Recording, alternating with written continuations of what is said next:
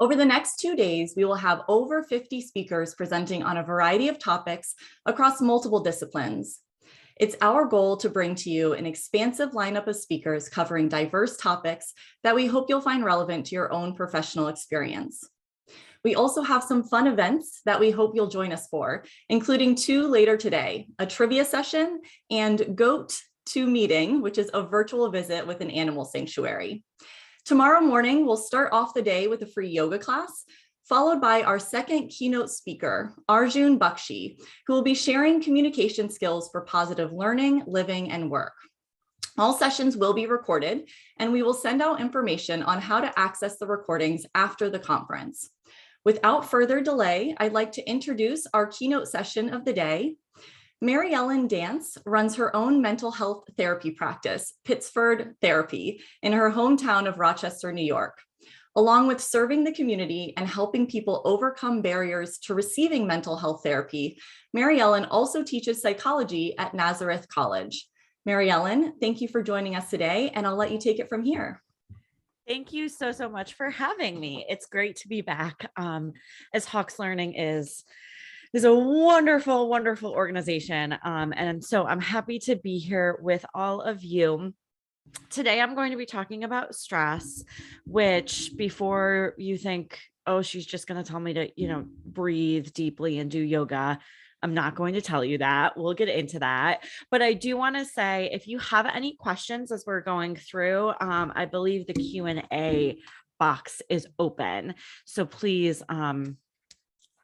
share those questions and I can answer them either when we're going through or I'll leave a few minutes at the end.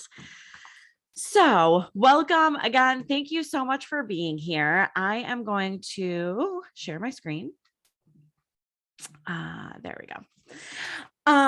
So we probably don't know that stress is literally the most powerful emotion.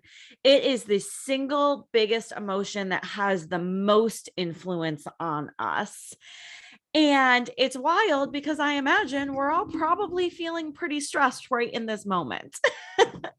I mean, maybe not, maybe our schedules are a little bit different today, but to accommodate for these presentations, but then you probably have to go back to work and then the to-do list will pile up. We're all feeling stressed. The world is feeling stressed. There's so much going on in the world that's making us feel stressed. And it is the most powerful emotion. Oftentimes people think that the most powerful emotion is grief or sadness or anxiety or any of those scary types of emotions. But it's not, it's stress. This thing we're probably all feeling right this very moment. So I want to talk about how to actually deal with stress when we don't have time for wonderful things like walks with loved ones and, going to our Pilates class, things like that. But before I do that, I want to go into what stress actually is, because it's really important to understand what stress is in order to understand how to cope with it. So stress is a reaction that occurs when we believe that the demands of a situation threaten our ability to respond to that situation. So when we believe that we don't know how to respond or cope, we are afraid, or we don't believe that we can respond or cope with a situation appropriately. Stress is actually an evolutionary response. So imagine for a minute with me living in caveman days. If you detected danger in caveman days, like a bear or someone coming to take your food, things like that, someone coming to hurt you, right? You'd become stressed. So things in your body would happen. Your heart rate would increase, your blood pressure would increase. Maybe you'd get a little sweaty.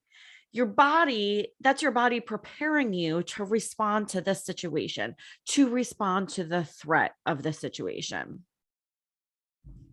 We've all probably heard of the fight or flight response. That all has to do with stress. Our body's responding to either fight or flight. Currently we've added another F, which is freeze. So instead of flighting, we often freeze. We become metaphorically paralyzed with decisions, with not knowing how to respond to the threat of a situation. And so we don't fight or we don't flight, we just freeze. I know I can actually relate to that one a lot. I think a lot of people in this day and age can relate to it. We want to be doing something. We want to be doing something for the world. We want to be doing something to manage our stress, but we don't know what to do. So we kind of ignore it. We kind of freeze. So all of these responses have to do with stress, but it's important to know that stress is meant to protect us. Going back to the cavemen, in caveman days, like heart rates would go up. We would become a little bit sweaty. Our blood pressure would increase because it was our body preparing us to protect us from whatever threats we were experiencing in that moment or we were about to experience. So nowadays we aren't living in caves. We're typically not fighting for our food in the wilderness, right? But our bodies have carried on this bodily response to stress. And while I'm mentioning that, I do want to mention quickly, without getting too much into the weeds of it, I want to mention quickly what stress does to the body. So I love to talk about the brain, but again, I'll do an overview here. When we get stressed, the hormone cortisol in our brains is released. We've probably all heard of cortisol.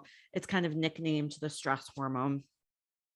What cortisol does is cortisol releases sugars into the bloodstream. And by releasing sugars into the bloodstream, that's when our heart rate goes up and blood pressure and things like that to help us respond to stress. So the cortisol is within our sympathetic nervous system. And so all that means is that our sympathetic nervous system is working really, really hard because cortisol is released. It's sending this sugar to our bloodstream. It's doing all these things in our body to prepare us. And so the sympathetic nervous system is kind of like working really, really hard. It's in overdrive. But a result of our sympathetic nervous system being in overdrive is that it suppresses our parasympathetic nervous system, right? It makes it not work as well. And guess what our parasympathetic nervous system is responsible for? Relaxation. Yep. So not only when we're stressed, the part of our brain that helps us relax is just not working. It's just not working as well because the other part of our brain is working in overdrive. Sometimes I get stressed even thinking about how the brain processes all of this. And I think, well, this is hopeless. How am I going to relax when I'm stressed? Because the area of my brain that's responsible for relaxation isn't even working. And that's a lot of the time when we're really stressed and someone says, oh, take a day off or, take a break, go home early. Sometimes that doesn't help because we're already in it. Our parasympathetic nervous system is not working and we're not able to relax. We're literally not able to relax. So all that being said, I promise I'm going to get to what to do about this in a minute, but it's important to understand what's going on and understand why certain things don't work when we're stressed. But remember how I said stress was the most powerful emotion? Well, cortisol, the stress hormone, is full of sugar. So it builds up plaque around the heart, which blocks arteries, which causes heart attacks. We've probably all seen that there's a famous list of like most stressful life events. It's funny on the list, like divorce is like number 3 most stressful life event, but marriage is like close behind it at number 6 or 7. But anyways, stress actually kills people because it's creating these blockage of arteries and it's creating heart problems and all of these physical health problems. And so, when we were younger and our parents would say, don't get too stressed, you're going to get sick. I mean, they were right. They were right. That's not just a thing people say. It's actually what's happening in our bodies. I'm sure we see it. I see it with my students, with my college students around midterm time, around final time. All of them are getting sick. And they don't listen to me when I tell them to manage their stress and take care of themselves, but I still tell them nonetheless. Okay, so we know that stress is an evolutionary response. We know that stress is meant to protect us. That'll come into play in a few minutes. We know that stress like physically actually hurts our bodies. It's doing really bad things to our bodies. And we know that sometimes it's really, really difficult to relax when we're stressed because that relaxation part of our brain is simply not working. Let's now review how people typically deal with stress. Here's a hint. It's not great. People typically deal with stress in 3 different ways, in these 3 phases of stress. Experts, scientists have come up with these 3 phases based on lots of research studies, based on looking at what's going on in our brains, things like that. And so the first phase of stress is the alarm phase. The initial phase where we're like, yep, this is a threat. I'm identifying that this is a threat. I don't know how to react to it. I'm stressed. So you look at the pile of tests you need to grade. Using college students as an example is a really good example because they're often very stressed. They're going through their syllabi and thinking about all the things that are going to be due at one time, right? That's the alarm phase. Like, okay, I'm stressed right now. I'm sure we can all relate to that to some extent. And then the second phase is resistance. After that initial alarm phase, we go into a resistance phase. Resistance phase is more like, I'm going to ignore this and hope it goes away. This phase is really, really dangerous. And I see this phase with myself, with my clients, with my students, with my family, with everyone. I'm stressed, but I don't have time to be stressed. I don't have time to process this. One of the biggest resistance reasons I get for people not wanting to come to therapy is because they don't have time. But what's happening in this resistance phase is the stress is not going away. If we're ignoring it, it's still building up within us. It's like bubbling up. It is like filling up within us. Even if we're ignoring it, even if we're resisting it. And so again, I see this a lot with my students. Also, I see some hands raised. Please put a question in the chat, or in the Q&A, not the chat, the Q&A, and I can see that question and I can answer it. So the thing is, this resistance phase, this ignoring it, I have too much to do to be stressed. I still gotta go to work. I still gotta do this. That is making stress bigger inside of us because it's not making it go away. All right. And then that moves us to the third phase, which is exhaustion. That's typically when I, call my mom and I say, everything's failing. I failed at everything. I'm quitting everything.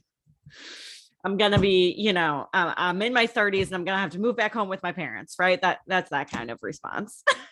Or maybe the exhaustion response looks like, or the exhaustion phase looks like getting sick. Maybe the exhaustion phase looks like you yelling at your kids when they didn't really do anything wrong, but you're just so overwhelmed that you're taking it out on them. Right? Not great. So let's get to the good stuff. Let's get to what we actually do about stress. So we know that stress happens when we worry that we won't be able to respond or cope with a situation effectively. We know that it can have serious damage to us. And we know that, even though we all react to stress differently, we typically all go through these three phases that I just mentioned. So what do we do? We all know the things that help. We all know that exercise helps, right? We all know that going for a walk, chamomile tea, maybe getting a massage, right? I'm sure we all have lists of things that can do to help stress. But I want to talk about what's deeper than those things. And some of you may be thinking, okay, well, if stress is so bad, how about I just get rid of stress altogether? Let's start a war on stress, because stress is hurting us. Stress is literally killing us, damaging our bodies. So let's just start a war on stress, get rid of it. Or, you might be thinking this workshop's a waste of time. There's always going to be stress. We're in the middle of a pandemic. There's crazy things going on in our world. I shouldn't have even come to this workshop because I have too much to do. You might be thinking that. So here's the thing. I'm not going to say any of that. I'm not going to tell you to not feel stressed again, because that's not realistic. Stress is an emotion. I always tell my clients that I like to think of emotions like waves. And so some waves in an ocean. So some waves crash on you and knock you out. And some waves you can kind of float on and it feels nice. And then sometimes there's no waves. So stress is an emotion that we're going to feel, and it's going to come and go in waves. And stress can actually be really good at protecting us. So we actually don't really want to get rid of stress, because stress can communicate to us that we need something. Right? It can feelings are really, really good indicators that we need to do something or change something. So I'm not going to tell you to not feel stressed, because we're going to feel stressed. That's just a fact. But I'm also not going to tell you to take deep breaths or do yoga or any of those things, even though those things are fantastic. And I encourage you to do them if you have time and if you enjoy them, that they don't get rid of stress. Right? So what I am going to tell you is this. Stress is and will always be a part of life, but it doesn't have to impact us as much as it does. It doesn't have to be such a focal point of our lives. It also doesn't have to be as negative as it is. I know that sounds a little wild, but hear me out. Kelly McGonigal is a health psychologist at Stanford, and she studies stress and has been studying stress her whole career. And she has some really good TED Talks if you're interested in looking them up. But she's been studying for her whole career how to minimize stress, how to get it out of the way. Let's minimize stress. If we don't have stress, then we're not going to have these negative side effects, right? But then all this research has been done, and Kelly changed her field of study. Changed from, instead of trying to get rid of stress, she wants to help people view stress more positively, because we can't get rid of stress. So instead of fighting to get rid of stress, we need to start viewing stress more positively. This health psychologist, her name is Kelly McGonigal.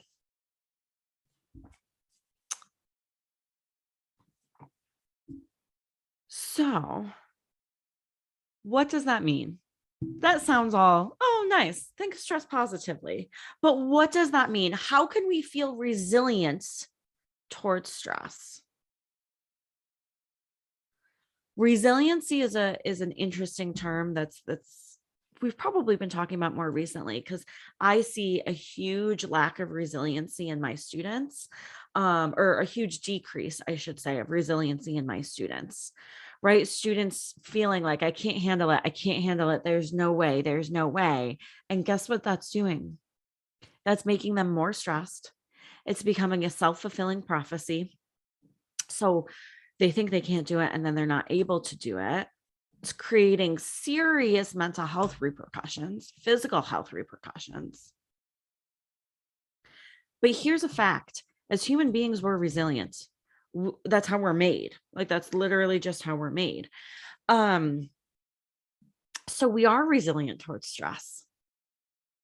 But in order to be resilient towards stress, we need to believe that we're resilient towards stress. We need to believe that we'll be okay. Believe that we know how to handle stress. Believe that we've been stressed before and we've handled it, and we'll be stressed again and we'll handle it. We'll figure it out. That same health psychologist at Stanford, Kelly McGonigal, she cites a study where people who believed that stress was harmful for, sorry about that. This study said that people who believed that stress was harmful for their health had a 43% increased risk of dying versus people who believed that it's a part of life, but they knew how to cope and they'd get through it, and it would be hard, but it would be fine. 43% increased risk of dying. In my life, I tend to catastrophize things, meaning that I sometimes make little things into a big catastrophe. So I used to have this really nasty habit of when I got stressed, I would blow things out of proportion. So let me give an example. It would be the morning and I would forget something, or, spill my coffee on my blouse, or something very minor like that. And my brain would say to me, this is it. This is the worst. Your day's ruined. May as well go back to bed and start tomorrow. Let me just ask you, do you think that increased or decreased my stress level? I mean, definitely increased my stress level. That's a great example of what not to do. If we can believe that, if I spill my coffee, or if I'm late, or if I forget something, or whatever it may be, I remember that I believe it'll be okay. Believe that I know how to be resilient. Believe that I am strong and capable. Now, obviously, this example is a very, very minor example.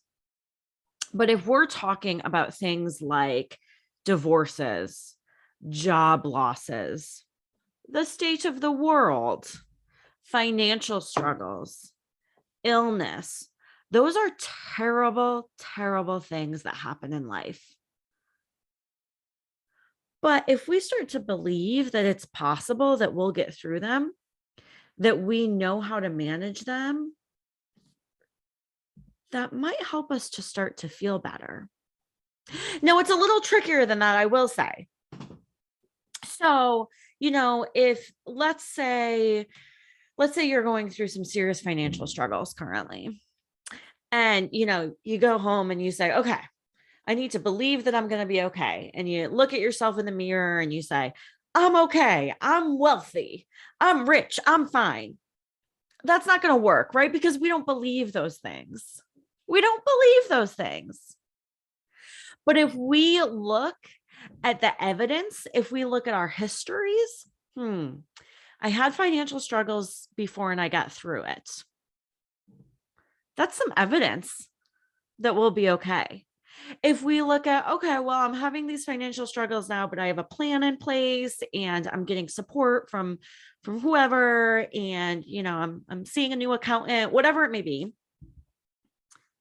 That's evidence that's going to help us say, okay, I believe that this might be okay. It stinks. It's stressful. I don't like it, but I believe that it'll be okay. So in this step of managing stress has to do a lot with believing that we're resilient, relying on our resiliency. Again, it's not lying to ourselves. And people often think that. People often think, oh, believe it'll be okay. Look in the mirror and tell yourself you're confident, right? That's lying to ourselves, and that's not going to work. That just makes me angry. But if we can break it down and we can say, okay, I've been stressed before. This is how I've dealt with it that's worked. This is how I've dealt with it that hasn't worked. This is what I'm doing now. Let me look at the evidence of what shows that I'm going to be okay, that this is a not a great season in life, but that it's going to be fine. That's what's going to help us. The proof is in the study that I just shared. If we believe that we can get through things, that we're resilient, that we have support systems, that, if something's not working, we can change course. That's what manages the stress. And again, I am not saying to just tell ourselves it's going to be okay and lie to ourselves and, live in a fantasy world. No. There are really bad things in the world, but believing that we can manage them, believing that we can find solutions, believing that we've been resilient to stress in the past and we can be resilient again. That's what's going to help us. The second way I want to tell you to manage stress is to hug people. No, this sounds really silly and really kind of like Pollyanna. But here's the thing. Stress triggers cortisol, which we've already talked about. And what helps that hormone is a hormone called oxytocin. We probably have heard of oxytocin. It's nicknamed like the cuddle hormone or the love hormone. It's a brain chemical and it becomes secreted when we hug people or we are close to others that we have a bond to. So stress can trigger our need to release oxytocin. And if we're not able to release it because we're not hugging people or we're not being around loved ones, it hurts us. And guess what? Oxytocin is a natural anti-inflammatory. So remember how I shared about the cortisol buildup around the heart, the stress hormone? Well, oxytocin can help with that because it's a natural anti-inflammatory. And we get oxytocin from hugging people, from being close to people. We need this when we're stressed. Now, this is hard because we also, are active members of society. If we're at work, it might sound a little bizarre if we go and ask our boss for a hug. that might not release oxytocin. That might just be awkward. But if we can utilize this with loved ones, it's really important. Guess what else releases oxytocin? I love this fact. Tears. So have you ever cried when you're stressed and then you kind of feel like relief after you cry? Yeah, that's not in your head. That's a physical bodily reaction. So these people who are stuck in the resistance stage of stress, who are walking around resisting it, ignoring that they're stressed. I'm not stressed. I don't need to cry. I don't need a hug. We're actually physically holding on to our stress. We need those things because it releases these chemicals that we need in order to manage the stress. And the last thing, before I go into the last thing, I do want to note that studies also show that caring for others increases resilience. Caring for others increases resilience. And so not that I want to add more things to your plate, because I know you have a lot going on your plate already, but the studies do show that if we are volunteering, if we are supporting other people, if we are giving to those less fortunate than us, things like that, that also increases oxytocin. It lowers cortisol levels, and it overall helps with our stress response and with our resiliency. So that's just an important thing that I wanted to note. The last way that we can manage stress, the last thing I'm going to tell you is to recognize stress for what it is. It's not the end of the world. It is a bodily reaction. It's a bodily reaction that's designed to help protect us from threats. But in this day and age, it often does way less protecting and way more hurting. But if we can say, ooh, I'm stressed right now. I am stressed and I'm recognizing it for what it is. And I'm telling myself that I know how to deal with it because I've dealt with stress in the past and I'll deal with it again. And stress is just stress. Stress is just a feeling like any other feeling. It comes and goes like those waves I was talking about. That's going to help us see stress for what it really is instead of what I used to like to do, which was catastrophizing and just making everything so much worse. In our society, we have a bit of, I'm going to use the word obsession with productivity. I have an obsession with productivity. So when everyone in your office is running around like a chicken with their heads cut off, and you're at your desk, feeling good, believing that you can handle all your work and working effectively, even if you have these waves of stress. Right now, what's happening in our society is that we're getting judged for that. I have felt that a lot. I don't know what that noise was. I apologize. I have felt that a lot, right? Where I feel like my worth is like tied up into how much I can get done in a day. And then I end up working really, really hard, but not really, really smart. And I feel like I'm a machine, right? Going and going and going because, excuse me, we are in this culture of productivity. We are in this hustle culture, which I could go on and talk about that all day and the dangers of that. But for the purposes of talking about stress today, I think it's important to recognize when that's coming into play.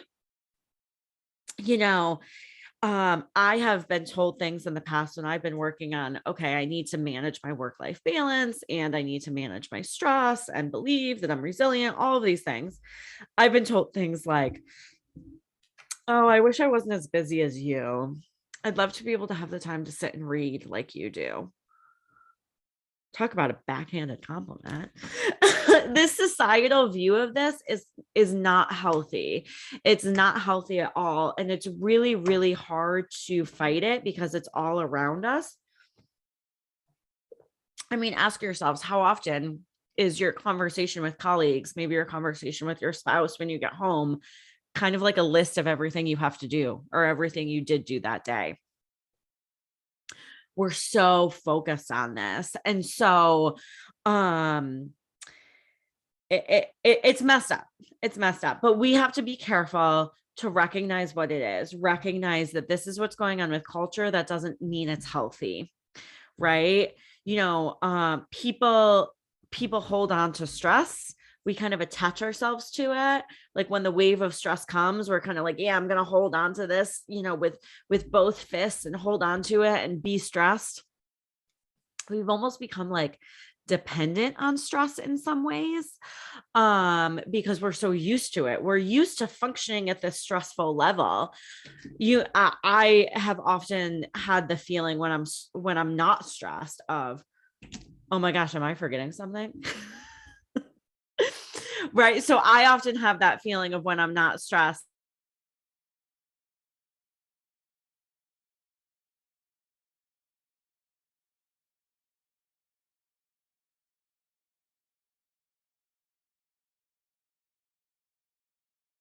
I see this primarily with students too, where the students will say like, oh, everyone's like freaking out about this test and I'm not that worried. Like, is there something wrong with me? No, that's called a healthy way of managing stress, a healthy way of managing time, healthy study techniques, healthy work ethics, things like that. And so it's important to be aware of that, that factor that relates to stress these days. And people hold on to stress because they haven't been in this workshop, right? Because they don't believe that they can handle it, because they're not doing these things to try to tell themselves, to try to believe I can be resilient to stress. I can manage stress.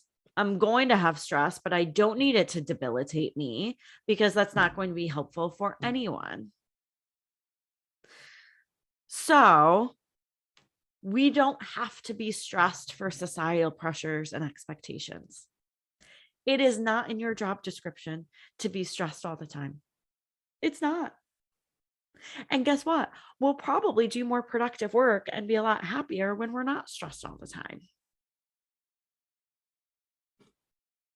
And that sounds better to me. So I know we have to end at like right at 11:45 on the dot. So I wanted to leave some time for questions. I saw some people raise their hands. I don't know how to do the raising the hands.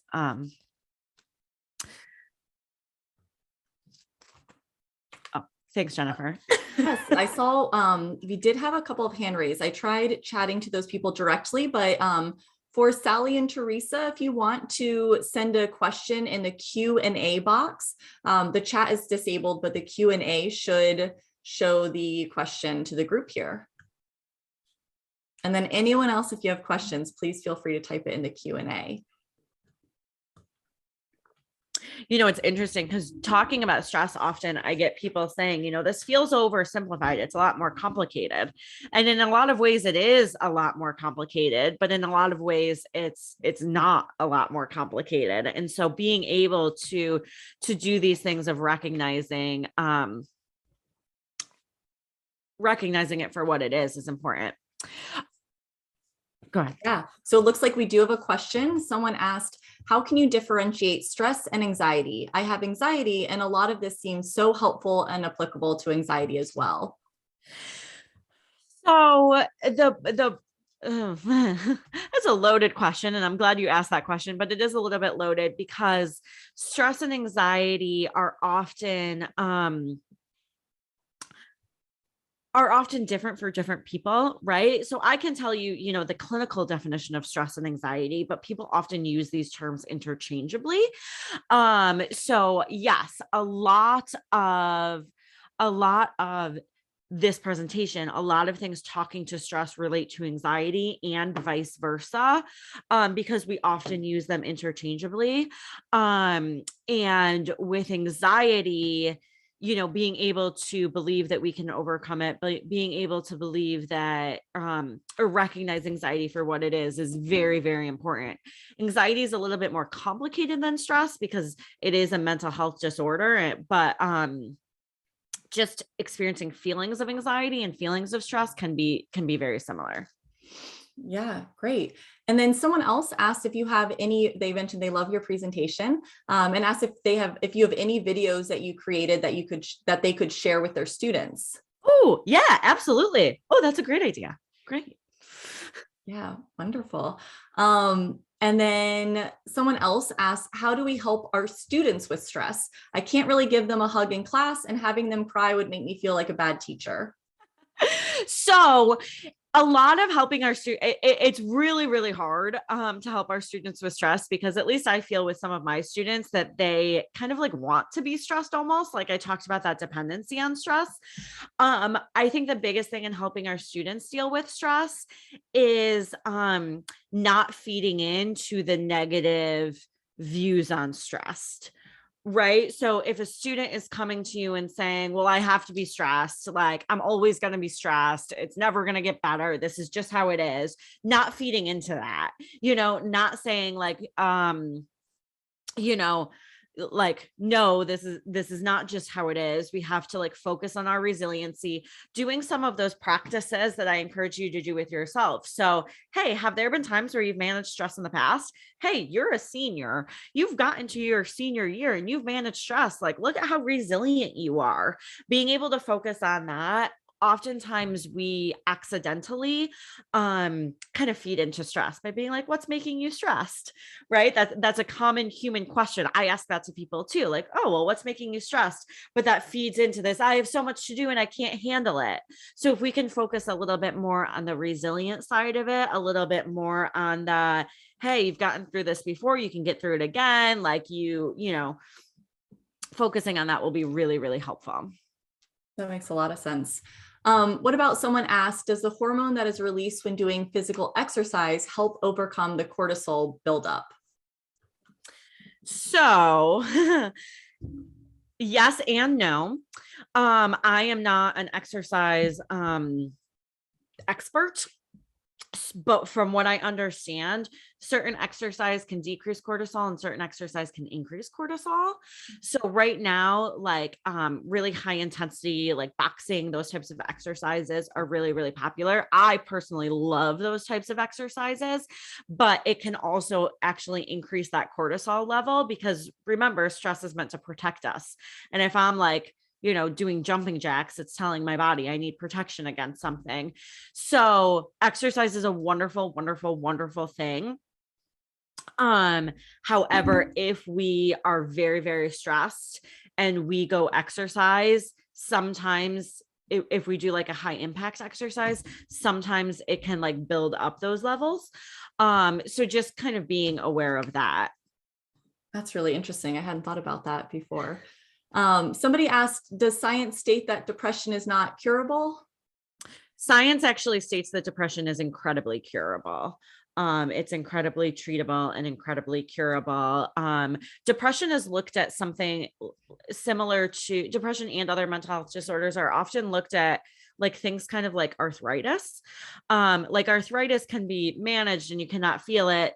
Is it possible that you can have, a flare of arthritis again? Yes. Is it possible you can have a flare of depression again? Yes. But it doesn't mean that it is not completely like treatable, manageable, that people who have gone through treatment can never have symptoms again. Wonderful. Yeah. And then another nice comment. Someone just appreciates the sentiment that you shared and reminded everyone of that stress is just a part of life. Feel it and move along. Yes. Yes. Thank you for sharing that. It's important to know again, especially in our society today, we're kind of like attached to stress. We're kind of like obsessed with it. And it's not helping us. Yeah. Okay. Oh, and actually we've got another question coming in. Interaction with some people at work and family members can lead to stress as we cannot control their behavior. So how can we deal with that? Okay, so I would love to talk to that person more about that because I could talk about that for days and days and days. Stress, think of stress as a way it's trying to communicate something to us, right? So with the evolutionary response to stress, stress tells us there's danger, we need to do something about it. So what I'm hearing from that question is that there's danger, maybe not physical danger, but there's danger in talking to and interacting with these people at work or family. So I'd encourage that this person to look at what stress is trying to tell you. Maybe stress is trying to tell you, I need some space from these people. Maybe stress is trying to tell you, I need to change my interactions with these people because this isn't working. Like, yeah, it's frustrating. We can't control other people's behaviors. And that's really, really aggravating. I'd love to be able to control other people's behaviors. I think we all would sometimes. But being able to see stress as kind of like a way that your body's communicating with you, telling you something might need to change. Perfect. And I think we have time for one more question. The question here is, what role does self-awareness play in the process of addressing anxiety? Is the amygdala a player, and can it be controlled? So the amygdala is absolutely a player because the amygdala is kind of responsible for all of our emotions. Self-awareness is vitally important because how are we going to believe that we can manage stress or anxiety if we're not aware that we're stressed or anxious? A lot of what I talk to people about, quite frankly, is just having like basic awareness of emotions, which may sound easy, but it's not. In a given day, in a given minute, I'm feeling all sorts of emotions at once. Like right now, I could name like 10 different emotions I'm feeling. Now, I do it every day, but being able to start that practice with identifying our emotions can be really, really helpful because we can't control things if we don't know what's going on. Yeah, absolutely. Well, thank you so much. I think that covers everything for today with your keynote. We really appreciate the valuable, helpful information you shared. Thank Um, you. yeah, absolutely. And we've got a lot of positive comments people are sending through in the Q&A. So I know we didn't get to quite all of the questions. We'll make sure to pass those along to Mary Ellen in case you are able to answer later. Absolutely, absolutely. I have my email address is maryellendance@gmail.com. So feel free to reach out with questions. I love talking about all of this, and I'd love to pass along some videos for your class for whoever asked for that. Perfect.